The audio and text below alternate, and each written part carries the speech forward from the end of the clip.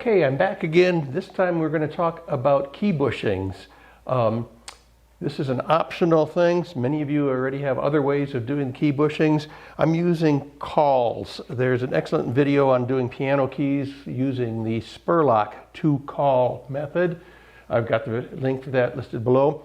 You can buy them from Irwin's Piano Supply. It looks like a very fast and easy way to do things. However, for the size of pins that I had on my instrument, they did not provide cauls for that size.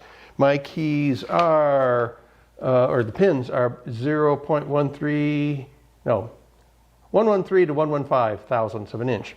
And they didn't make anything for that size. So I had to make my own out of high molecular weight plastic, otherwise known as a chunk of an old cutting board that had warped. And now I have a milling machine, so it was easy for me to make these. If you don't have a milling machine, you might consider maybe a 3D printer would work. If you don't have any of those and this doesn't interest you, thank you for watching this first part. Let's go over the math of how I get to the dimensions. Like I said, my pin width was 113 to 115 thousandths. The opening was about 0.190 wide and 0.30 width, and the wings of the felt were 0.4 inch. The old felt was about 40 thousandths of an inch as best I could measure it. If I do the calculations, I ought to have something around 37, 38 thousandths. The closest felt I could find was 39 thousandths. By the way, you can get some nice sets of a kit of key bushing sample cloth from Howard Piano Supplies, 5 different sizes from 33 thousandths up to 67 thousandths. Some of this is a trial and error, so you might want to get that for a couple of bucks. I ended up buying both 0.039 and 0.043, ended up using the 039 for mine, and that worked well.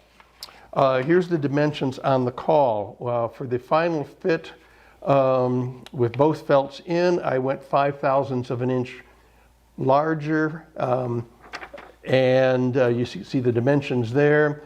And when you put the first one in, these are the dimensions for the other end of the caul. So one end I have putting in one felt, the other end putting in both felt. You'll see that in the video.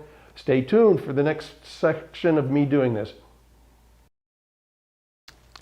So we've cleaned the tops of all the keys and stripped off all the old felt.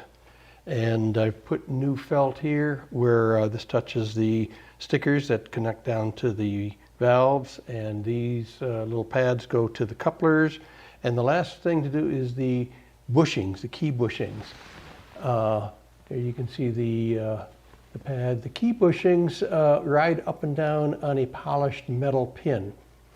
And it's a fairly close tolerance. And so in order to get the felt in there at a very tight tolerance, I made these little plastic cauls to, let's see, is that going to be in focus? I don't know. Little plastic cauls to put in there. So we put the felt partway in and do one side at a time, and I'll show you how that's done. So we put a little bit of glue on the back of the felt. This is hot hide glue, same as I use on everything else in the organ. Get a little bit of glue on there, position it over the hole, and then stick the caul in the hole like that, and then trim off the excess with a razor knife. And now that's one side of the felt is held in place and to the side, and so it's folded over part on the top and part down in there. And when that dries, we'll finish a couple more here, and when that dries, then we'll do the other side of the felt. Now once the glue has dried, we can take these cauls out and do the other side. You can see here how one side is glued in, and we'll do the other side next. Same procedure, except this time I'll use the other end of the caul that has a different width of pin. Put a little bit of glue on the felt. Be very sparing on this because you don't need a lot of it. You don't want it to soak into the felt. Position it over the opening.